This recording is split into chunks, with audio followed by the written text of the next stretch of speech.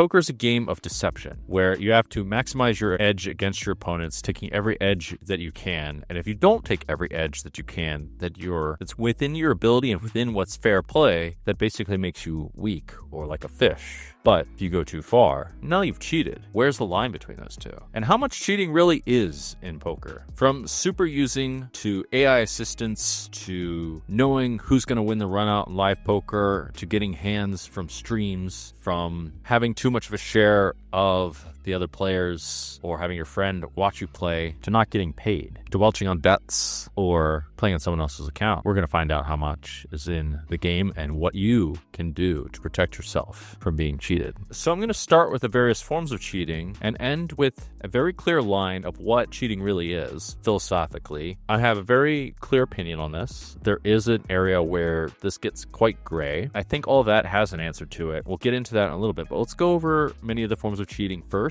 to discuss how relevant they are really to you and what you can do about them. Many of them are really rare and you don't have to worry about them too much, but you should watch out and do what can be done. Sometimes it's very easy to stop yourself from getting hurt. An example of extreme cheating would be knowing the other person's cards where you're not supposed to, or knowing who's going to win the hand. That would be even more powerful, actually, who's going to win the hand. And that only happens live as far as I'm aware. But I have a couple crazy times where this happened to me where people knew my cards when they were playing against me. One of which happened when it was early on in my career. I was just moving up to $2, $4, making $100 plus every hour. A friend invited me over to their house to play against somebody who was out of town. Played against them on the internet. Real brilliant. Going to someone else's house to play online. And played $2, $4 against someone who was supposedly in Ohio or some other state. What happened next was every time I had something very bad, the person was very aggressive and playing very erratically. And if I had something good, a couple of mutual friends were watching and said something like, "Oh, wow, okay, Georgie, you've got something good this time." The guy would inexplicably just check fold, even though he's playing insane before. And something was a bit suspicious. At some point I did quit. I quit a little bit too late, about $4,000 down. Stupid as I was back then. And eventually they tried it again. And they said, "Oh, you want to play, this guy Joey wants to play again." Joey was his name. And said, "Oh, you want to play him again? He wants to play 5-10 now." I said, "Okay." And they said, "Yeah, come over." This time I caught it. And I was like, why do I need to come over to play 5-10 over the internet? Why does that make sense? And eventually someone was an idiot and talked about it amongst friends and bragged that they cheated me, and word got back to me. And I found out I was cheated. Don't trust people who do weird things like when I watch them play live poker. Another example was a lot more subtle, but I was warned about this one too. So I was taking a trip to Denmark. I ran into somebody who was a mutual friend of a high-stakes poker player who's very successful and legit and innocent, is Jacob Rasmussen,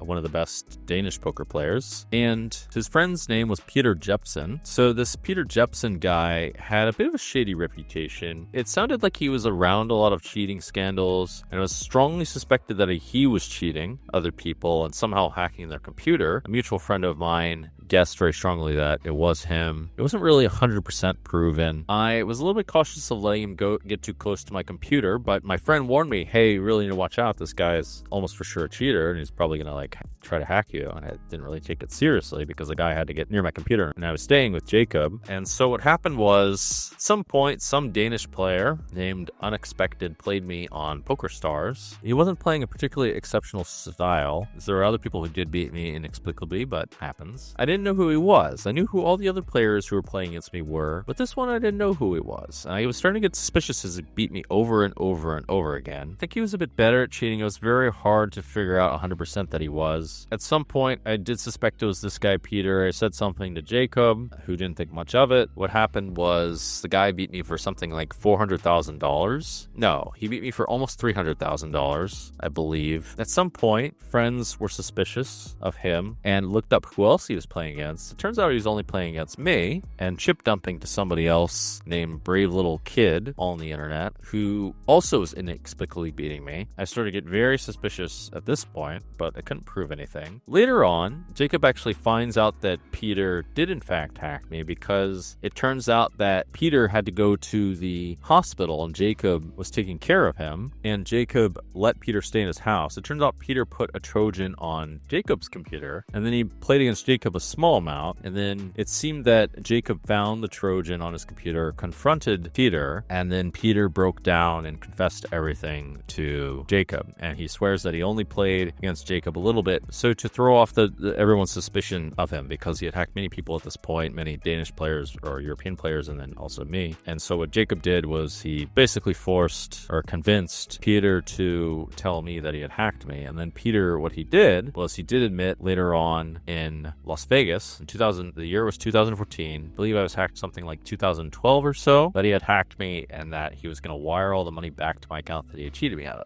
of. And sure enough, he in fact did wire all the money that he had cheated me out of, at least on the account unexpected, which he admitted to being. He wired back something like $250,000 plus.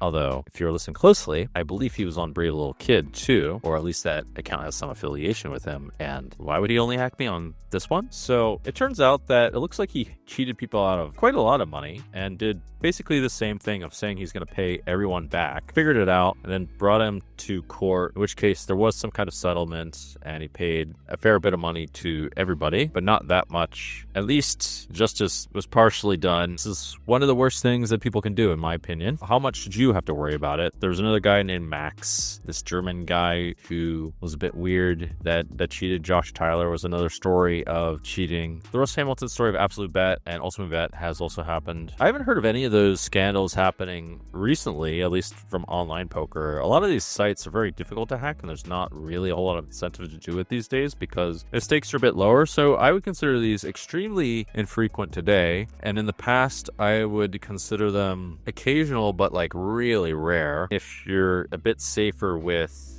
security and being a little bit paranoid, that probably will be enough to not get hacked. Be paranoid of people that like hang around and you don't really know where the money comes from. It's a pretty wild red flag if they have money and you don't know where it comes from or no one knows anything about them. I think that's an easy way to protect yourself. But yeah, this one's super bad, but also super rare. So you mostly don't have to worry about this one. One of the next worst ones is where somebody uses multiple different people to buy into a tournament. To be precise, to buy in multiple times into a tournament is okay.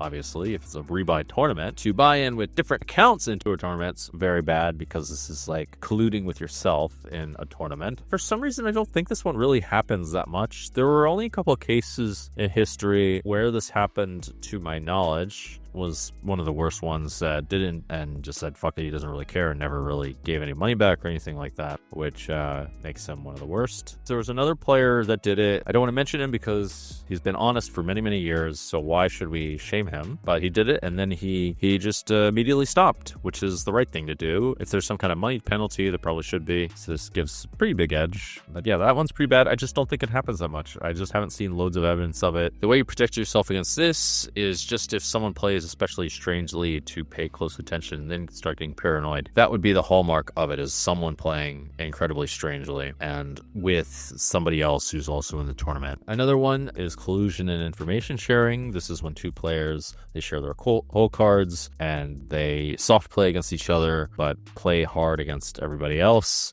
especially when someone else is in the pot. This one's pretty bad. I've seen a couple occasions of this one happen, but there doesn't seem to be a whole lot of this going on, at least at super high stakes. I suspect that the lower stakes, it may happen a bit more than usual, but the good news with that is that usually a lot of these guys that do this kind of thing are pretty bad in the first place. Again, I would watch out for two people that are always sitting together and they seem to play in a way as to make sure that they win with each other. People that enter the same pots together would be one of the most telling things. It's a bit harder to tell this one. I haven't heard loads of complaints about it. There's a case of this happening, especially in PLO and some of the first Asian apps. They used to be very good. PLO was a problem, and then people started putting a few changes in there so as to make it harder by hiding the cards from everybody until you actually play the cards and then not showing them after. This one's harder to protect against, but it's not the end of the world. It's a bit worse in PLO because people have more information. It's also a bit worse in the Squid Games because the stakes are higher for the Squid Games for certain kinds of pots, and it's a bit easier to collude. So for Squid Games, you need to know the people a little bit better. I personally suspect some of the Club GG games might have it in PLO specifically, but I don't know specific evidence of it or any strong reason to suspect anything. Ghosting in multi-accounting, where you play on somebody else's accounts and